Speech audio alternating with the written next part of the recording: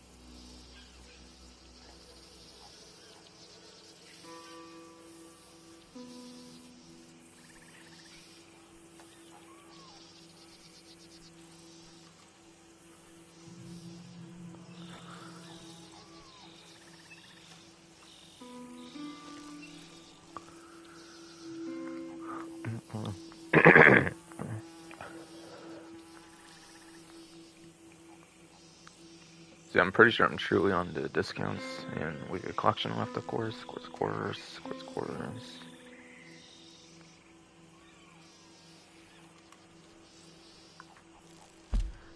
So again, I kind of talked about earlier, technically speaking, since it was an offer for equal bars off the roll initiation items, but yeah, the butcher table is in fact on a discount right now, like I was kind of suggesting. 5 gold bars off the butcher table. I'm not sure if you can stack 5 and 8 for like 13 though. To have it only for like 2 gold during the event if you do that offer later in the event, but yeah. You can get it for at least 10 gold bars. Or like, at like most 10 gold bars. I mean more so for the event. Yeah, most, I meant to really say. Yeah, I'm not sure if we can get down even further with the offer thing to like 2 gold or something insane. But maybe that's possible. Maybe. Maybe.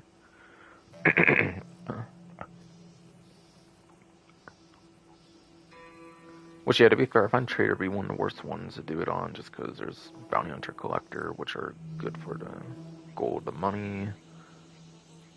Moonshiner came out later for another business, so I feel like it's actually the worst one to invest in usually, so 2 gold could be a fair price. We could get down to 2 gold and actually could maybe be a fair price, but also kind of a waste of an offer when it's already on a discount anyways, I would say though. I don't know.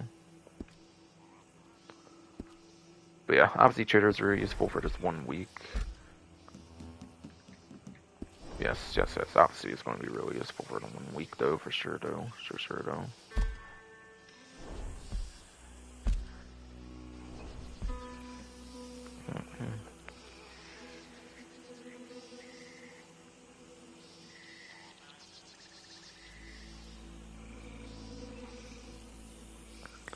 Alright, go into some roll items next apparently here. It's back into rolls then. And then select. That'll be anything from like rank 1 to 10.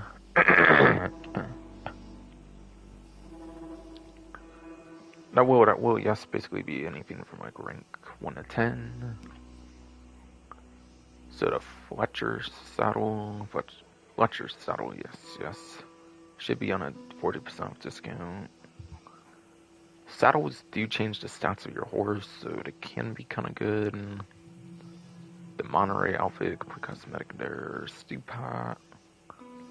This could actually get you some nice daily challenges, so it is kind of useful for daily challenges if you want some easier ones, kind of. So that can be good. Gunbelt, complete cosmetic. The Quadruber, black and white coats. These are the worst of the Quadrubers. These ones aren't even like $100, at least right now anyways, for this one event, so complete joke of horses. Their stats aren't going to be that good. If you want better stats, you want to get the ones in like the last section from like ranks like 16 to 20. The like distinguished section, I believe it's called, or whatever.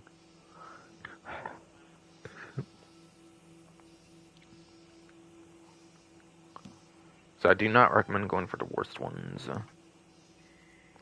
for the horse types on rolls, like ever, quite frankly. And then you had a buckle is complete cosmetic. At least that one's in gold, I suppose. 2 gold isn't like that much, albeit I might be accounting for 40% already, to be fair, but yeah. Even without the 40%, what is it going to be, like 3 or 4 gold? It's not necessarily too bad, I feel. Even if it's like 7,500-ish bucks, then like so be it, honestly. And then hammer's a melee weapon, not the biggest deal. It is a unique, different melee weapon kind of though, so I do kind of like it, but you're probably never going to use this thing, quite frankly, so honestly, probably the best ones of this will probably be the saddle for the stats that you could do on your horse. Albeit not really sure what stats this boosts on top of my head or anything, but yeah. And then stew pot. Stew pot for sure is probably the best one on this section for the daily challenges you can get out of it, basically. That could be some of the easiest trader challenges for all I know. For all I know. And yeah, Hammer's kind of a runner-up, like third good one if you care to collect all the weapons of the game. And then going into promising, you have the Sunderland outfit.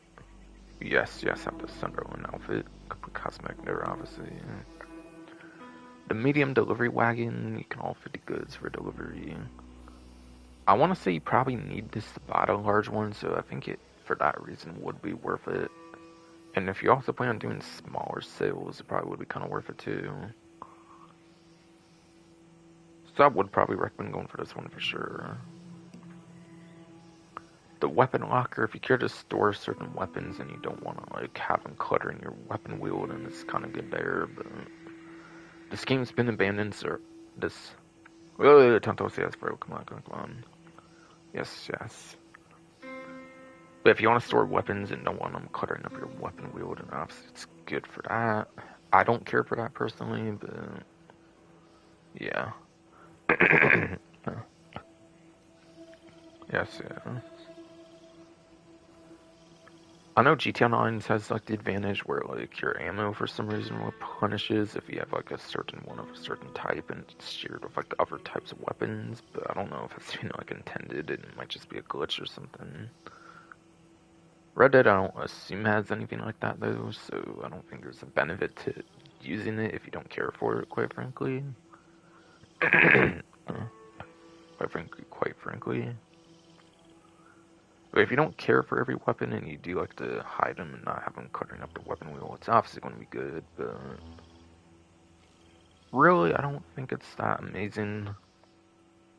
Especially given this game hasn't got content and like weapons for like quite a few years at this point now, so you don't even have like the M1899 like high power pistol in the online, just a single player for example, so kind of has fallen off, I would say, in the last few years, how useful this would even be.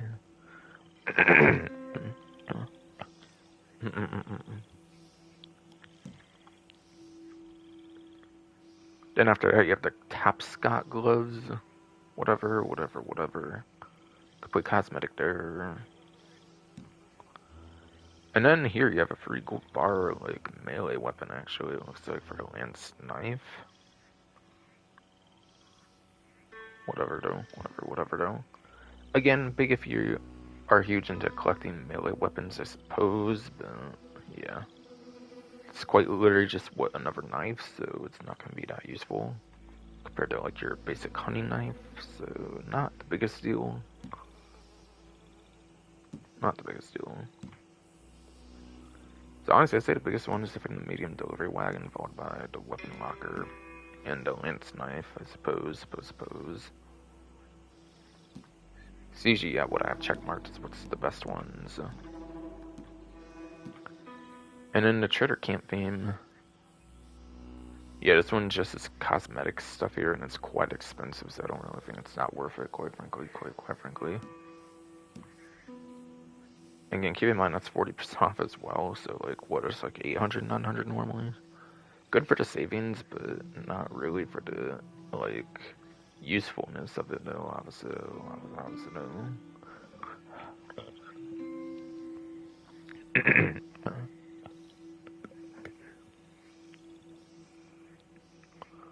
So that's novice and promising, like, roll items right there for 40% off.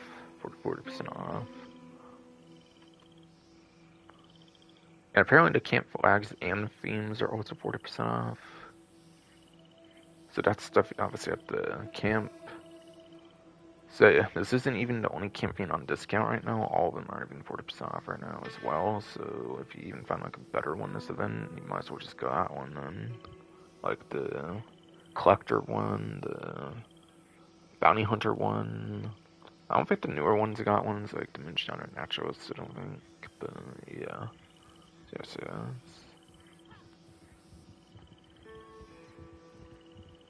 A good option if you wanted, I guess, to change up the theme, but again, they're pretty expensive, so make sure you want a theme actually before you get it now.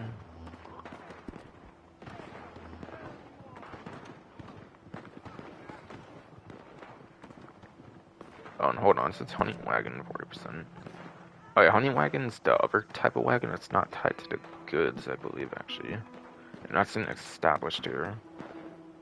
So it's not that one, it's this one. So yes, it says, apparently the Hunting Wagon is a 40% off discount. Good for holding multiple carcasses, hides, and pelts.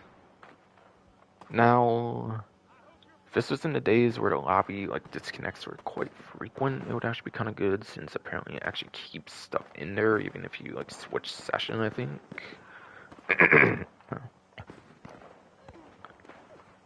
I think if I remember correctly, this does actually hold on to animals even if you switch lobbies for some reason, so that is a use for it and probably the best use for it. I find though that holding multiple carcasses, hides, and pelts isn't really the most useful thing unless you're a diehard. Unless you are the most die-hard player of the trader contents, I don't really find the hunting wagon be that useful. Quite frankly, I feel just using horseback is good enough. I don't think I really find much value out of holding multiple carcasses for the hunting wagon usually. But again, it's good if you have to leave the game for some reason. You need to hold on to an animal for some reason from another lobby. Then it's good for that. Apparently, I believe is something you can do with it though. Which again, it has kind of fallen off since you don't really get disconnects in this game as much as you used to back in the old days of the game. I find, but yeah, it is good for that though. No. In the case your internet were to go out or something. Which, speaking of that, that shit was happening on fucking Saturday. I meant to do this stream on Saturday, where my hernia probably would have been better there. So I meant to do a Saturday stream for this, but yeah, internet was being kind of a bitch or something, so it didn't happen apparently. Didn't happen apparently.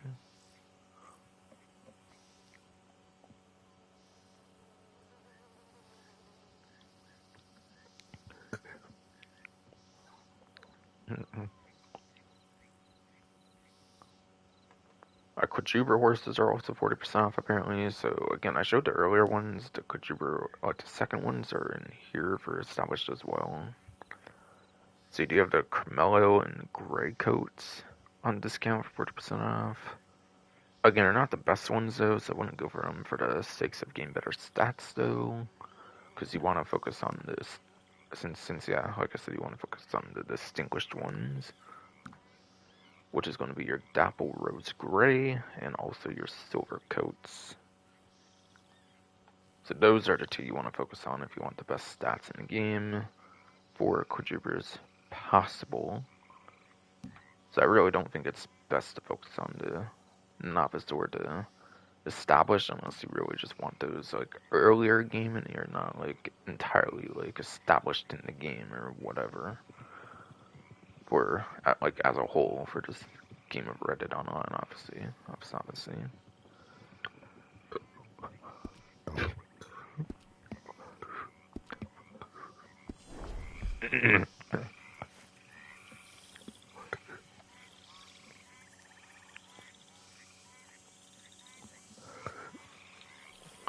So next I do want to show the stats, obviously. On those horses though, no. Which obviously I'll be doing for the catalogs. That's pretty much the most efficient way to do on the go or something. I think role stuff is always in work order and trade, so I'll have to go there, then trader, and eventually it'll show up.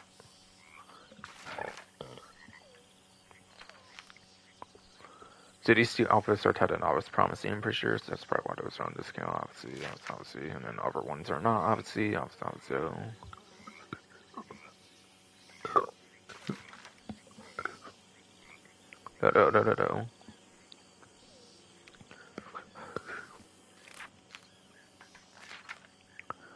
Yeah, there's the 40% off comparison, by the way, on the hunting wagon.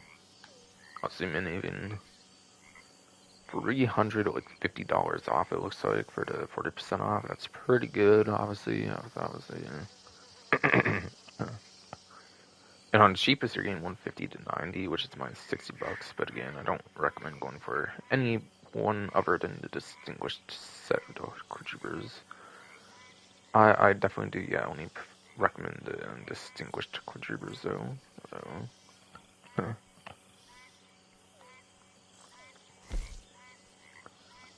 So black and white, you have 5 and 5 for your stamina and health.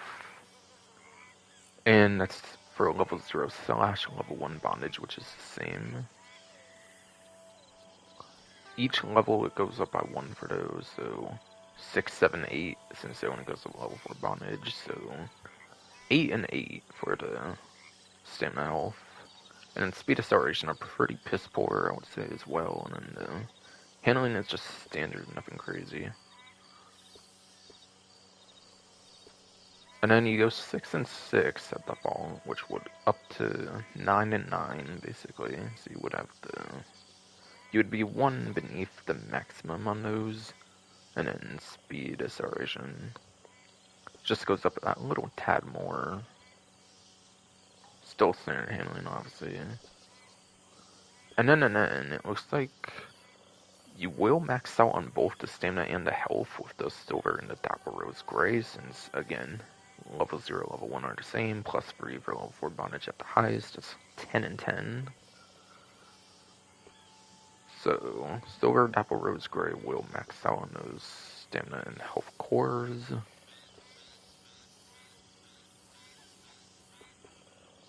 And then your speed and then acceleration goes up that slight tad more as well. Obviously, it's best it's going to get with these, and still the standard handling. So yeah, obviously you want these latest silver Dapper Rose Gray ones. You don't want to get the other ones since they have less stats. Very good horse, very good horse if you're going to go for those maximum stamina health.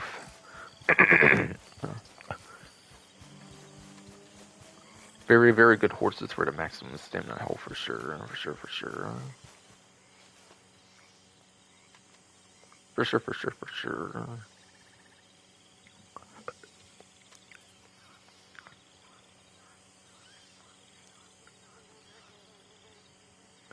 Our ability cards are apparently 40% off as well.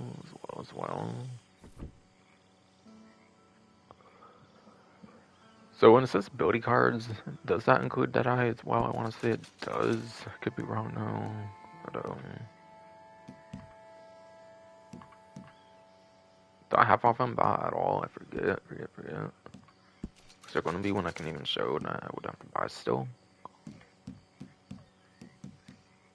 Might have them all bought at all, maybe. Assuming you have to buy the basic levels of them. Didn't say upgrades, so I assume you do, obviously. Yeah.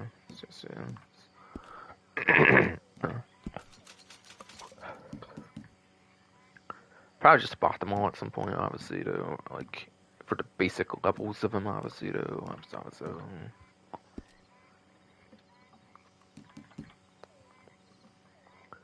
So yeah, straight up buying the ability cards is 40% off, not the upgrades, though, it seems.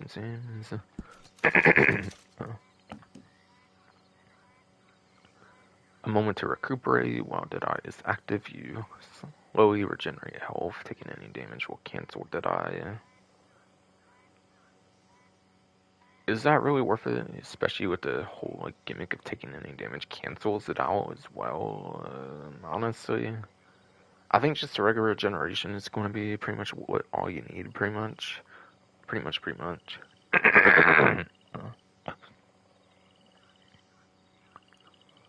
Plus, for health and consumables, it's just better. And like on hardcore stuff, you're not going to have that anyways available in the first place. I'm pretty sure. So like, what, you probably should just use a consumable instead. I don't know if it's not worth it.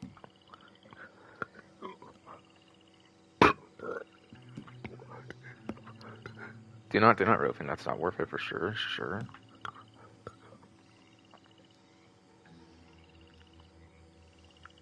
Alright, focus fire 1. While Deadeye is active, you and your team members deal a little more damage. If more than one member of your team has the ability active, the effects do not stack. So to take advantage of this one, the best, you're going to want to communicate with a posse or something. I don't really think it's the most worth it then, honesty though.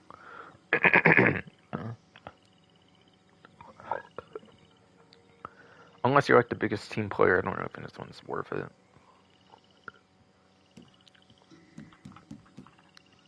Paint it black. I basically believe the same one that's in story mode, I believe here, so obviously I'm going to highly recommend that one, since story mode 1, you can get used to it in the story modes of the game for Red Dead Redemption, and Red Dead Redemption 2 arguably as well. I forget if Revolver's works, I forget if Revolver's Deadeye works the same kind of way, yeah. I think it actually does, if I recall, so you might even be able to get practice for it in that game as well. Yeah, it's just, yeah.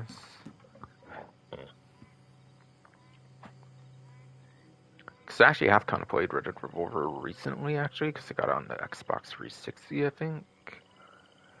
Like a digital copy of it, I think, when the Xbox cards were on sale, I think, for Microsoft Rewards or something, I think.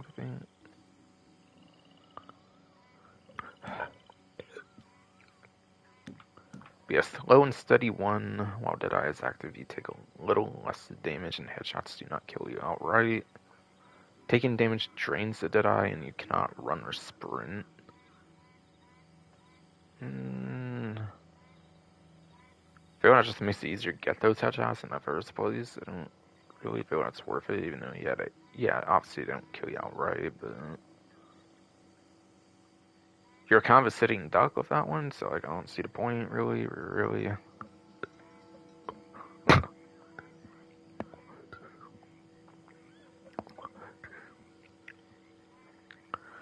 Really, yes, they're kind of sitting duck on that one, so I kind of don't really see the point, unfortunately, though.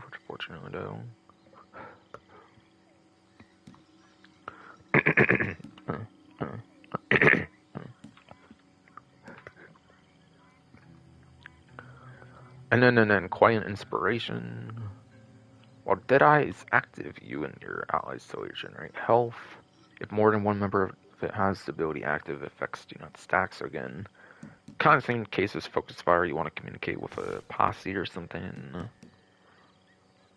And if you're solo and stuff, it's just not going to be that worth it. Honestly, I don't see it being too useful. And then another one I find pretty good is the Slippery Bastard. I think this is another one I actually find pretty good, given it's the only other one I have like the white underline for. Or whatever. Which is while Deadeye is active, enemies are significantly less accurate when shooting at you, and your accuracy is significantly reduced. The rate at which it drains is dramatically increased. I feel having a slight less possibilities of getting shot is definitely going to be one of your better ones.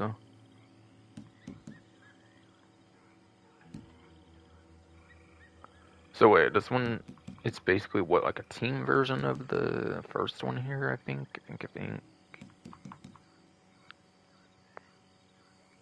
Yeah, it seems like it, seems like it, yeah. Okay.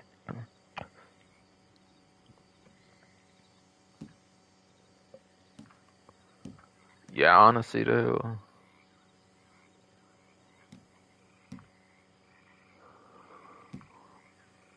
Honestly, I do think this is definitely one of the better ones, I feel, just for the effects of it alone.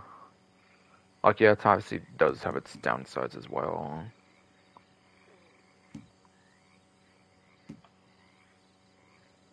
Most of them do have, like, some kind of downside, maybe sides for painted black, though, to be fair.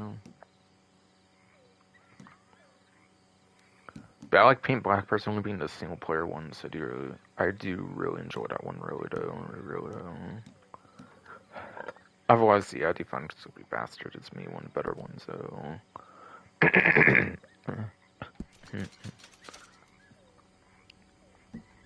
Alright, so combat abilities next. Gunslinger's Choice. 1. While dual wielding with ranged weapons, you deal a little more damage and are a little more accurate. If you plan on dual wielding a lot, obviously really good.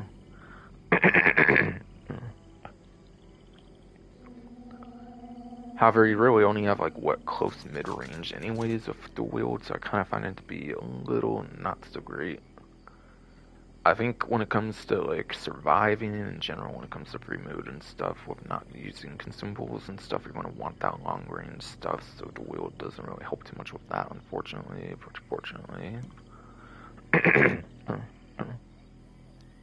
Horseman 1 here, apparently. is you deal a little more damage while on horseback.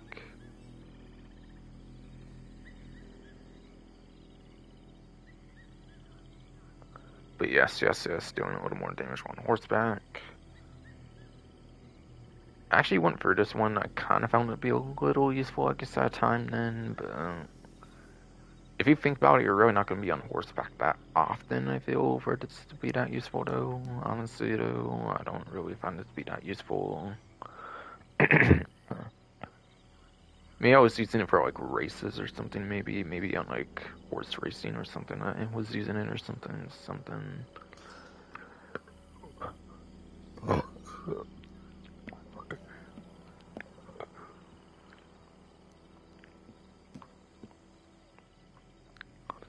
And then sharpshooter.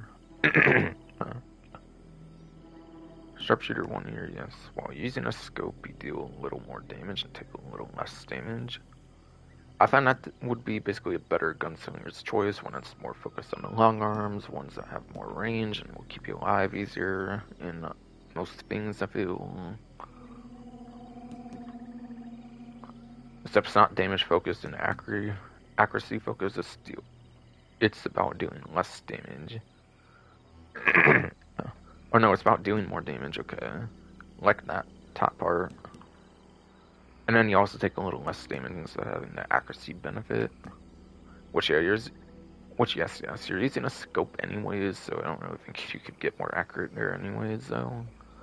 So basically, you find it basically to be the better version of the gunslinger's choice, tied to the long arms instead of like dual wielding like sidearm things.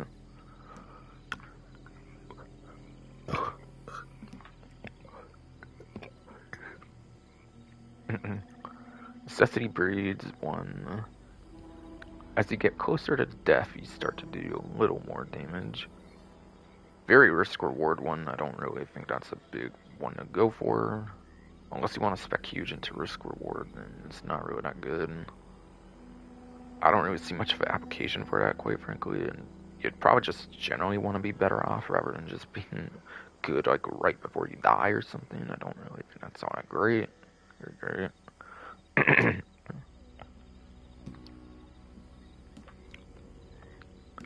After that, you have Landon's Patience 1, which is waiting for up to 15 seconds between shots, slightly increases your damage. Yeah, and what application much are you going to be able to wait like 15 seconds between shots, I feel, honestly, though? Like, at least in player versus enemy, I don't really think that's ideal in player versus enemy combat, because the AIs can be pretty good in certain cases. Otherwise, maybe against players it could somehow work, kind of. Is anybody really maining this ability card? I don't know about that. Is anybody really going to main this ability card? I don't really feel like that would be the case, though. Yeah, I don't think that's that good, though. Definitely not, definitely not. We had a short game 1 here. You deal a little more damage to targets closer to you, but less damage to targets farther away. Again, I was kind of saying earlier, I feel it's better to be farther away using like a sharpshooter over like a gunslinger's choice. So I don't really like that one personally, though. Probably spec well with gunslinger's choice, to be fair, but yeah. I personally do not like this one, though, since you want to survive and stuff like call to arms and stuff. I feel you have to have some range, like some good range away from you, though.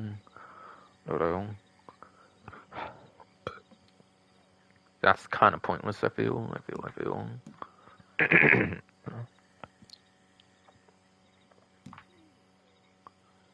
And then Hangman 1 is apparently your lasso chokes your enemies, doing a little damage to them for every second they're lassoed.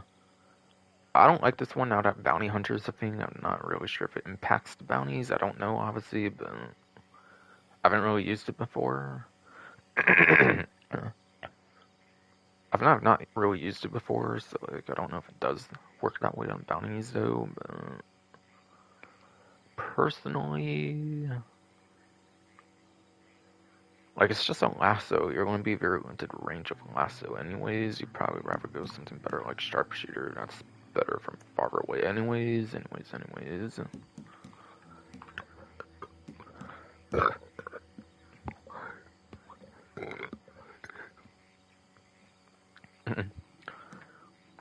then yes. Last but not least, it's winning streak, which I have all the way up to level 3 apparently, which is, in this case, each consecutive shot on the same target does much more damage than the last. Damage bonus ends if the target is not shot for 10 seconds. So maybe as long as you just focus on the same target, you'll be able to do better damage. If you switch targets, obviously that bonus will go away, it looks like. It seems you might be able to miss shots even and still hit the same target as long as it's within 10 seconds, and it might still give you that bonus. I'm not really sure, but that's what it sounds like to me anyways, in the slightest. So yeah, damage bonus, like a almost non-conditional damage bonus I can almost like treat as like just normally like playing the game as you would normally. I think is pretty good. I feel unless you're in like grave danger or you're being attacked by multiple targets, like in very close range, you're probably just going to attack the same target anyways. So I do find that's going to be pretty good, of course.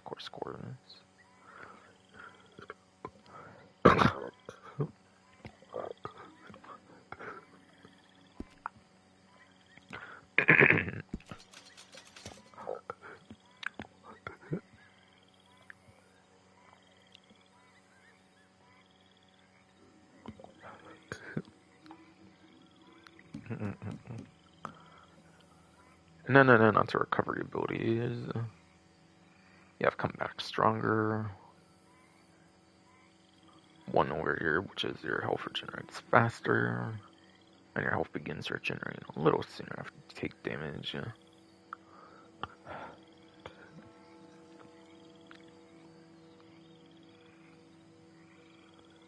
I don't really feel like it's all that slow at the fall, honestly, so I don't really think it's the biggest deal. Although I have experimented with it before. It looks like it does look like I have experimented with it before, though, so I do kind of like it, it looks like, but I also don't feel it's all that slow at the fall and everything here, though. I feel it's fine at the fall. Personally, on the regeneration, though.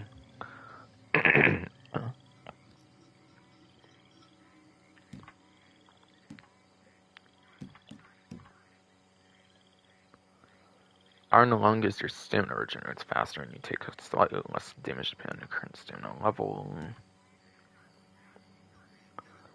Stamina I don't really feel you need the most of unless you're constantly on the move, which in a lot of player versus enemy situations I don't really feel that's the most ideal thing to be doing anyways. If you're out in the open, obviously move and shoot could be pretty good, but if you're in cover, which you'll probably obviously try to, which yeah, if you're in cover, you'll probably, tongue twisting for come on. If you are in cover, it's not really going to be move and shoot though, so in ideal cases, you'll probably not be moving and shooting anyways. Only if you're like out in the open with like a lack of cover, if it would be all that good.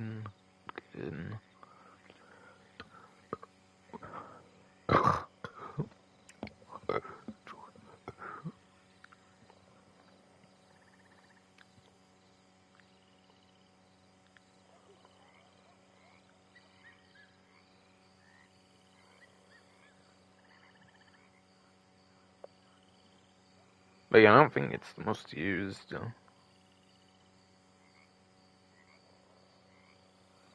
So taking less damage on the stamina level actually isn't all that bad, I would say. Alright, onto kicking the butt one here. Whenever you take damage, a small portion of it is added to Deadeye. Makes the Deadeye more efficient, so it depends on how much you want to spec into just Deadeye. I feel having more of a variety is better though, so I don't really tend to spec into that though. I wouldn't want to use the recovery just for the sake of Deadeye, or rather use it for some other thing that might not be boosted by ability cards in general in the first place. As much at least, as much as at least whatever.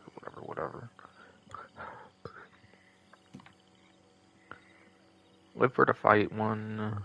You regenerate Deadeye very slowly over time. Yeah, I feel like generating it naturally would probably be better than the taking damage one, I feel. Especially if you're not taking damage for like a while or something. Personally, I think this one could be maybe kind of good, again, if you want to spec a lot more into Deadeye. If you want like more of a true recovery ability, then yeah, probably better spec another one though. Alright, Ride Like the Wind one here. It's whenever you take or deal with damage while mounted, a small proportion of it is added to your horse's health and stamina.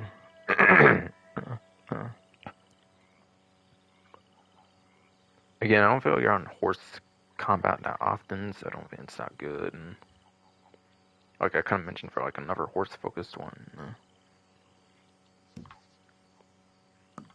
P condition free seems to be the one I'm running pretty much to be a free. Sprinting uses less stamina and you deal much more damage depending on the current stamina level.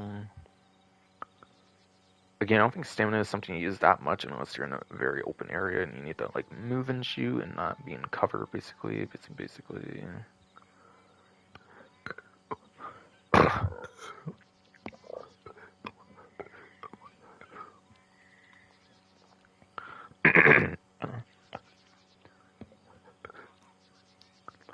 Yes, obviously if you're going to be in cover, it's not going to be that much of a big deal to use stamina.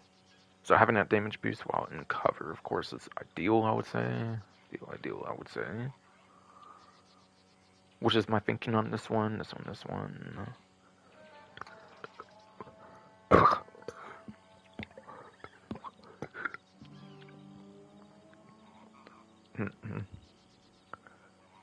And again, unless you need to move and shoot in like open area, I don't really think it's that good, really though.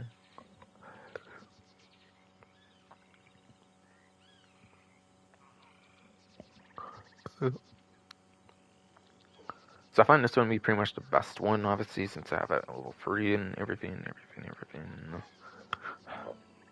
Probably. Eye for an eye, one here, apparently killing an enemy with a headshot restores a little Deadeye.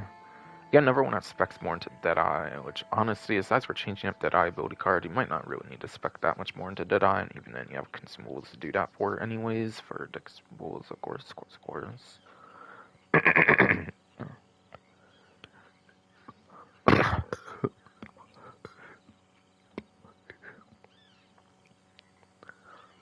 And then you have to be pretty accurate with your shooting, which is mostly easy to do if you're painted black, obviously, for your Deadeye, so like, I don't really think that's too ideal, per se, to say. So yeah, then you'll have to run like a painted black or something to even get those headshots that well, of course.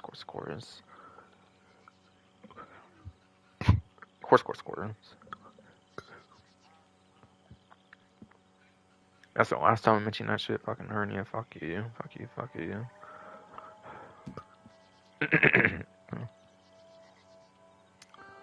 And then Gift of Focus 1, speaking of the Deadeye symbols, which I was going to mention earlier. Items and abilities which restore Deadeye have their effects slightly improved.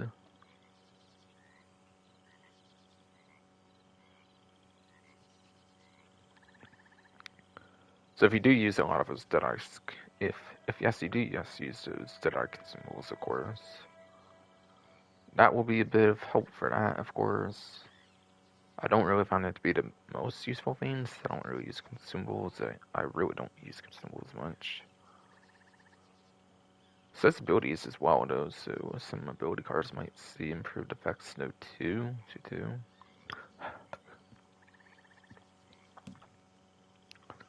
And then Strange Medicine 1.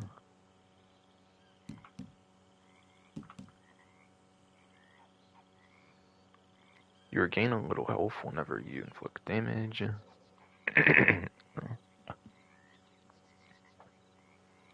Your health otherwise regenerates at half the normal rate. So you gain health when inflicting damage. Again, if you're in cover, like I was saying, if you are in cover, like I've been saying, of course, you wouldn't even like probably be taking damage too much. Don't really find that part to be that useful for the top part. Unless being like a move and shoot kind of situation or something again.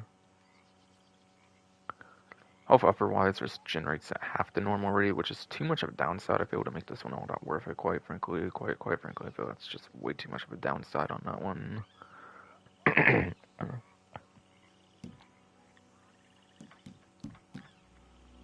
And last but not least, it's called Blooded one, which I probably found to be kind of useful since I have the white underline to it.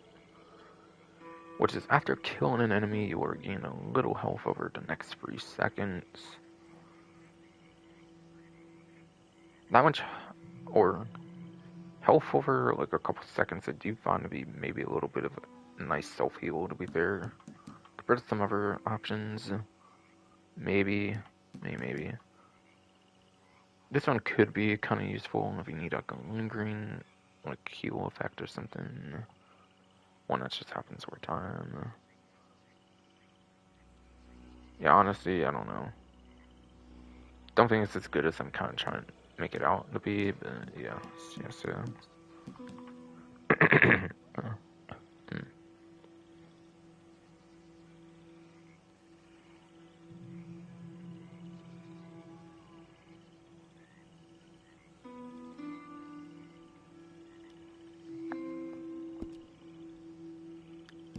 Alright, and last but not least is the defense abilities here. Which is fool me once one. Apparently you take a little less damage each consecutive time you are shot. This effect ends if you are not shot for 10 seconds. Again, with cover, pretty easy not get shot for 10 seconds, so I don't really find it to be that useful. Then Friends for Life 1.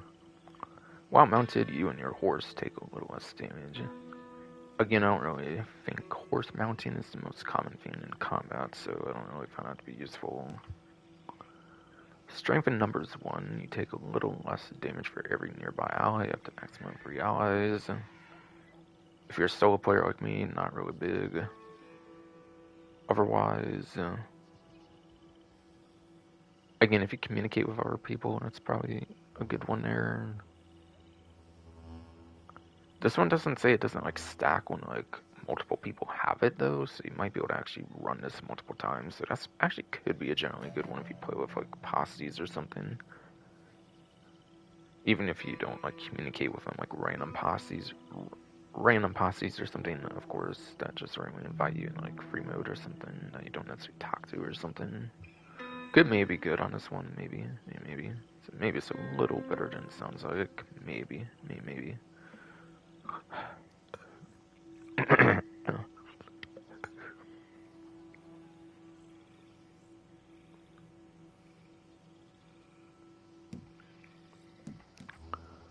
Alright, this one I have as a freeze. I think this one's probably the one I like the most, which is Hunker Down Free, which again is you take much less damage while in cover. So if you are taking damage in cover, which is of course the ideal kind of thing to have, of course in a combat situation, then you are taking much less of that damage at least.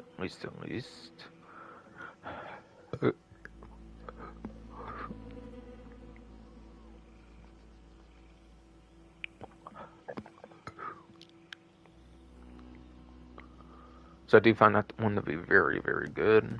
Clearly done. Alright, after that is to fight another day 1. Which is you take a little less damage from bullets while sprinting. Again, good in those move and shoot situations, like I was kind of saying earlier, probably. Or like other ability cards. It's a nice one for move and shoot, of course.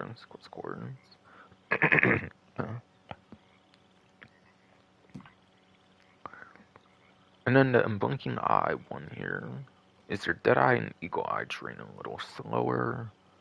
Good for Deadeye. I don't really think you need Eagle Eye to drain slower though. I feel Eagle Eye already lasts like a good time, and then you can always like reactivate the Eagle Eye, and I don't think you have like less duration on Eagle Eye when you like reactivate it. You can't really like see a meter for Eagle Eye, and as a matter of fact, so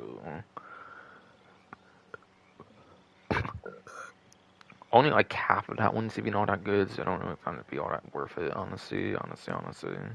And again, there's already enough stuff to spec into Deadeye, even without like doing your whole build off of Deadeye per se. I feel.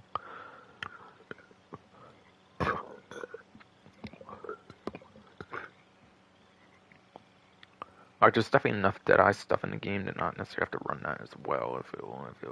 So it makes the ability not all that useful. I find.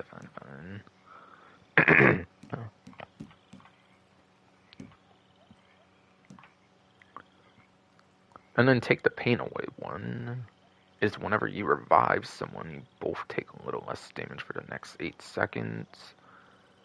Kind of goes good with a posse, but not really much from that there. I wouldn't really say it's all that useful besides for like posse play or something really. I don't really think it's that good. So kind of same case with the strength in numbers, same kind of like idea there for what I think of it though.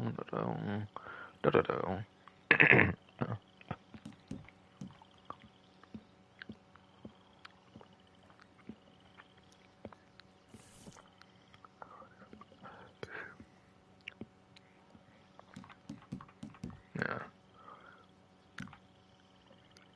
And then a single purpose one here apparently is you take a little less damage from bullets while unarmed or using a melee weapon. Yeah, who's actually going to be using unarmed or melee weapon most times in combat though? That's very, very useless there. And then, last but not least, for all these different ability cards altogether, is Never Without 1/1. Is your hat will block one headshot and then fall off. While not wearing the hat, you take more damage. So if you manage this one right, which you could kind of do with a horse, of course, put your hat back on, I think, pretty easily with a horse, then it could actually be a pretty nice one for blocking the headshot, I guess, but in most combat situations, are you really even allowed to use your horse, like in like a showdown mode or something? I don't know about that, quite frankly. Albeit again, a hat shot might not also be the easiest thing to do as well, even as long as you're careful, of course, against other players, obviously.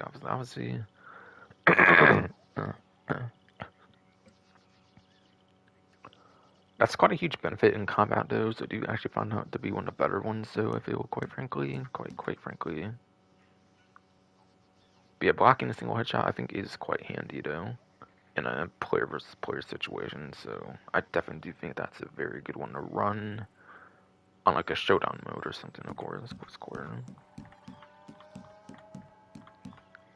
Alright, and I think that's it, obviously, for the ability cards, so that's finally done talking about. Yep, well into 2 hours, thanks to this stupid fuck-ass turn-in line, of course.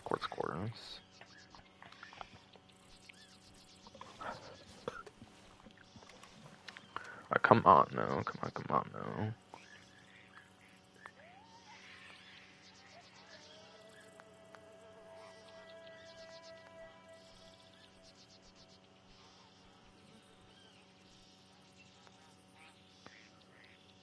So again, ability cards are 40% off for the whole talk about ability cards for like a while.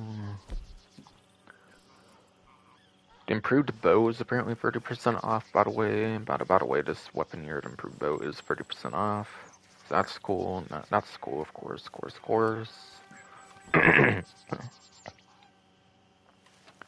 If you need to stealth for some reason, with the little bit of stealth you can even do in this game, then improved bow is pretty good. So absolutely, the bow is pretty good. It's also a very amazing hunting weapon as well. If you need certain purpose, if yes, you need certain perfect carcasses, and I think it's very good for that. Obviously.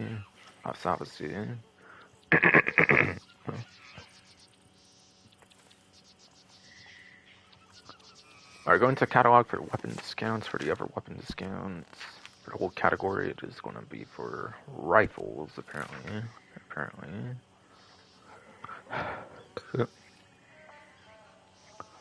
So yeah, elephant rifles should be on a nice discount. Over $200 on 40% off the elephant rifle.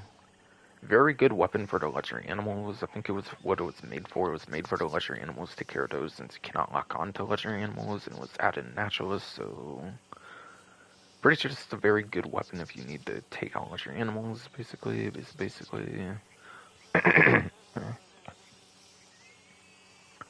Varmint Rifle for me is free since I have the Ultimate Edition of the game, but it will be on a discount if you don't have Ultimate Edition of the game, and it has to be paid otherwise, of course.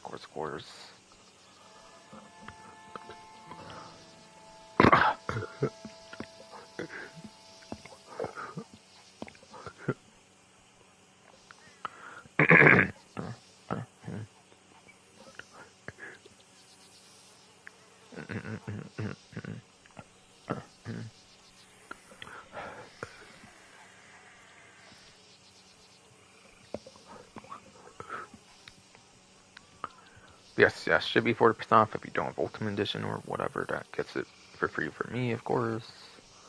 Varmint Rifle is very good for the naturalist role since it just have to, like, sedative around, so you have to use for sedating things for the animal field guide, like taking the samples and everything, of course. So it's a very good utility rifle for the Varmint Rifle. It is, yes, a very good utility rifle for the Varmint Rifle.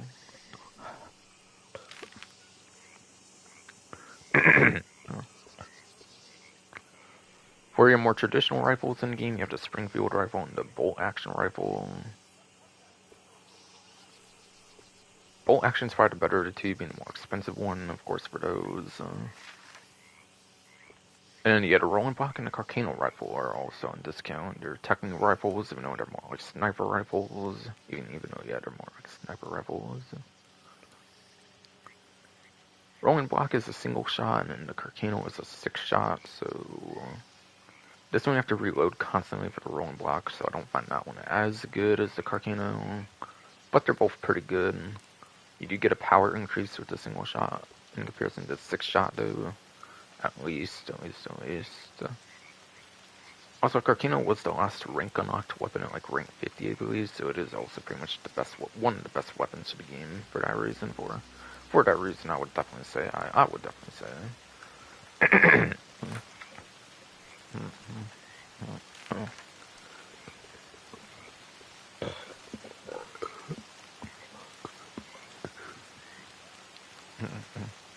Alright, so that's it for the rifle discount for 40% off, basically.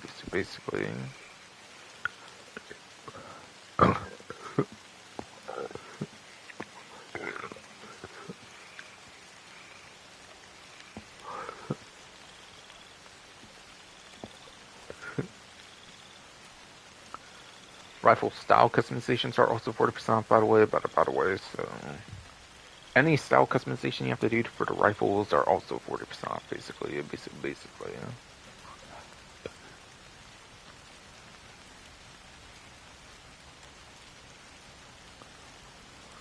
And then for cosmetic, my cosmetic here, weapon accessories, gun belts are on a discount apparently here for the 30% off.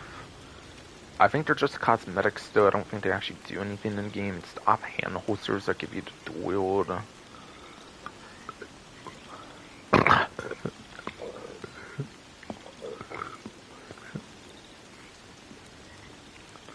But yes, I do believe the gun belts are complete cosmetic. In fact, I believe it's actually the offhand holsters that give you dual wield, so it doesn't give you dual wield, it's offhand holsters that do that, so... Yes. Gun belts are on discount, though. Yeah, as it says there, that's what allows you dual wield for the offhand holsters, not the gun belts. I do believe those are just cosmetics only.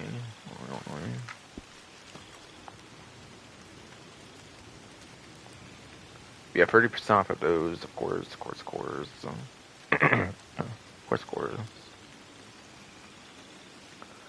And then there was those aforementioned discounts I mentioned earlier. For clothing discounts.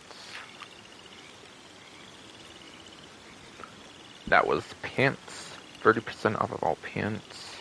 I kind of mentioned it earlier when going over the community outfit, of course. Of course.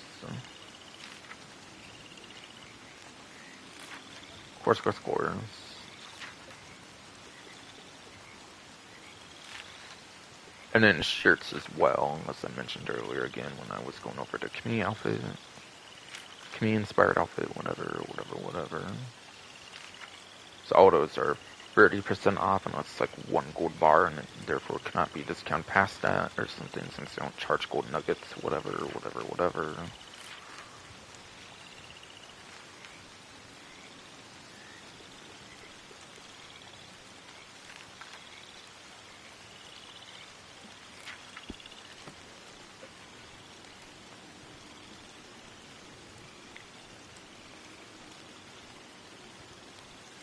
And then there's one outfit discount for 30% off for like a more particular outfit that's not tied to Novice Promising of Trader, apparently.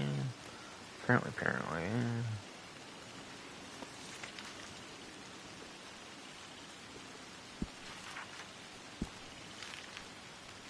Don't know if it's here or if it's going to be in like the workwear trade or any of that or what.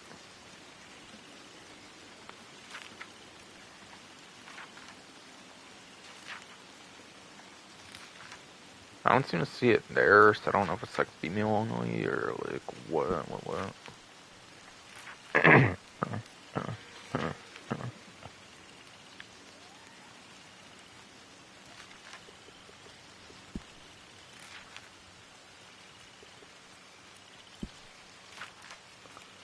Again, I think these were in the Novice Promising, so I don't think it's those, obviously, and plus it's called the Haraway outfit again.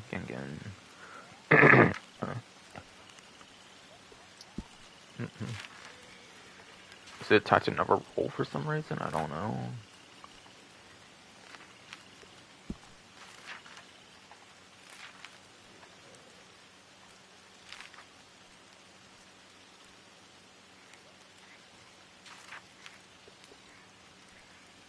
I think I checked Bounty on Terraria, I'm pretty sure it did. Pretty sure it did, but...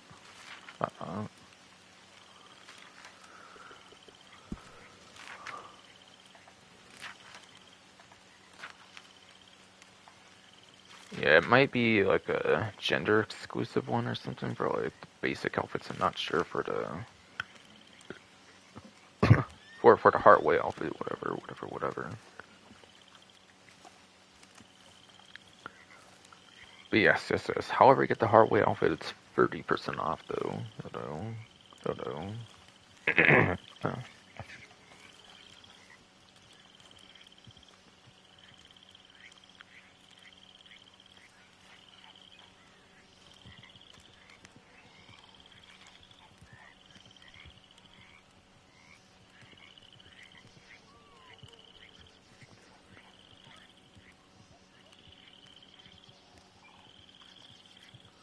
Yeah, super discounts apparently now, so just going over the Wicked Collection kind of quick, and that will do it. Basically.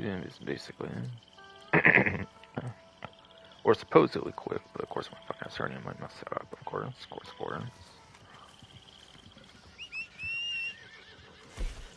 I don't remember doing the left. Whatever. Yeah, just hit a bunch of times because that bullshit, I guess. Yeah, stream still seems to be fine, so good. Probably just be like another few minutes now for the stream. Stream.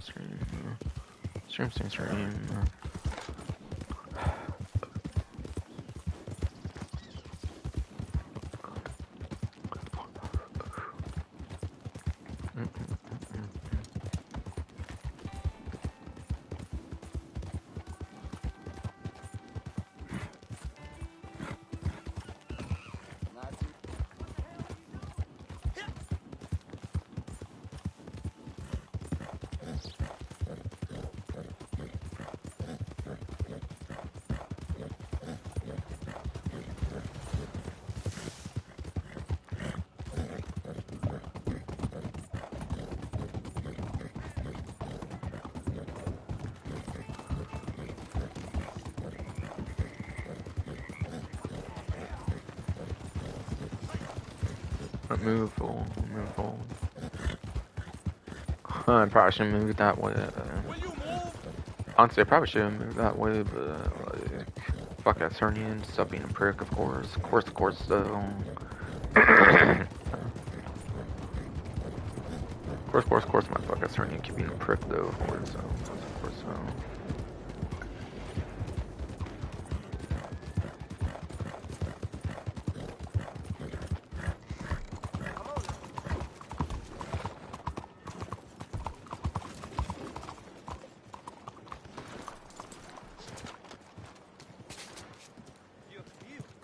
welcome.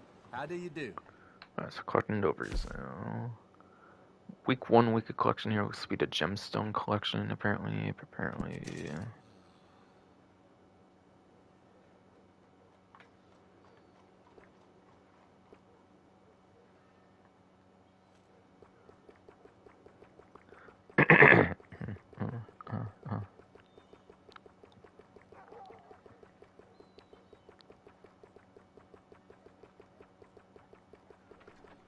Between you and me, where you find a station, you'll find a lot of trouble. You get a lot of visitors coming in and out of this place, you know.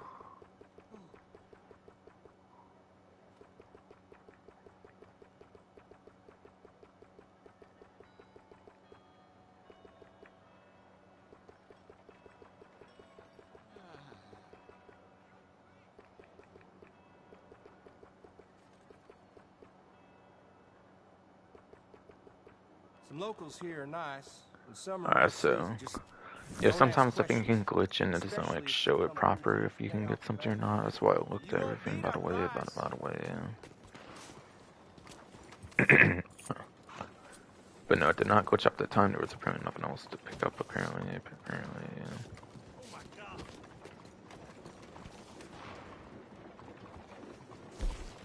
Not that. No, not that. Yeah, sorry. Pause. Progress. Rolls. Collector roll. Collector's bag was square. I've won a free apparently already here for the gemstone collection. Okay, cool. We have 1 day, 4 hours, 34 minutes apparently.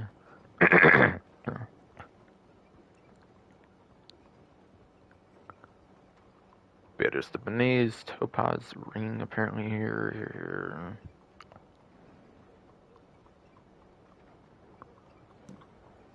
Hardford garnet earrings and then the jade hairpin. Okay, so last jewelry, the ring and earrings, any of the 4 last jewelries, I believe, that count as partially randomized, and then jade hairpin, I think, is like above ground, I want to say. Could be wrong, no, but yeah. But yeah, you have your like coin, arrowheads, like fossils.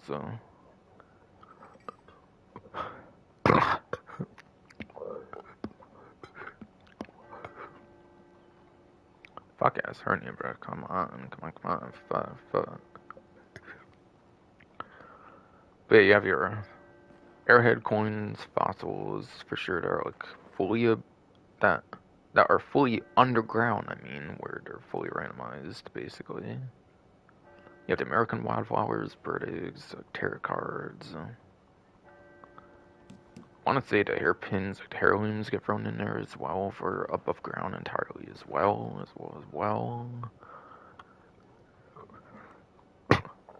Maybe.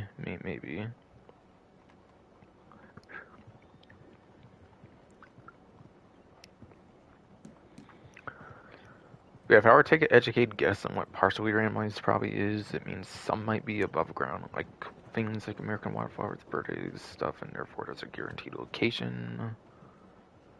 Otherwise, they're going to be like underground, and therefore there will be some randomness, like the arrowheads, coins, the fossils.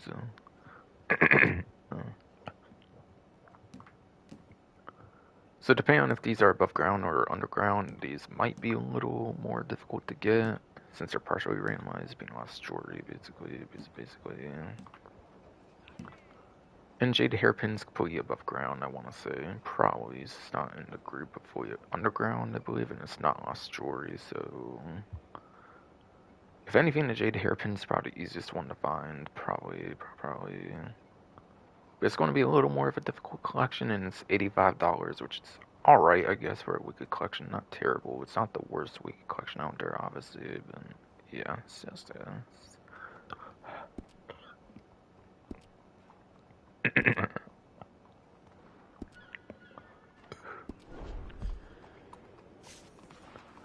So, yes. That's finally true it for the stream, though, pretty much. Yeah, fucking GTA 6 got delayed till November 19th, 2026, though. Fuck that shit, though. was hyped for it to come out in my birthday month, which I didn't say anything about because I knew it was going to get delayed anyways. So I didn't really care to blow about it because I knew I was going to be looking like a fool or something when they delayed again, and sure enough, they did. But yeah, that union busting, yeah, there's apparently that union busting thing going on apparently with their asses or some shit. I'm not really a people person though, so I don't know what fucking side to take. Personally, I don't really care. But I'm also not 100% like corporate. This is good or nothing here or anything. Fucking yeah. I think that's finally true. Gonna be it for the stream though. Next stream, fucking. It's going to be GTA 9's event stream, which I might be doing tomorrow on Monday. Since I'm recording this on Sunday, it might be for Monday, if not Tuesday, because it sounds like I have to do those missions finally before next week, basically. So since there's new missions coming out next week, it sounds like, so I'm gonna have to get going on some streaming, of course.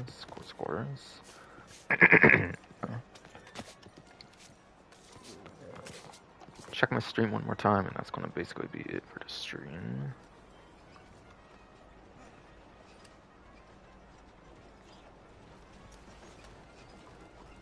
Yes, that's true. If I'm gonna be it for the stream, though, yeah, I refreshed and it looks like it's still live and everything. So it's gonna be it for the stream. Sucks GTA 6 got delayed. I was hoping it would come out, of course, in May, but nope, November apparently now. Over a year now, sadly. Again. But yeah, that's fine.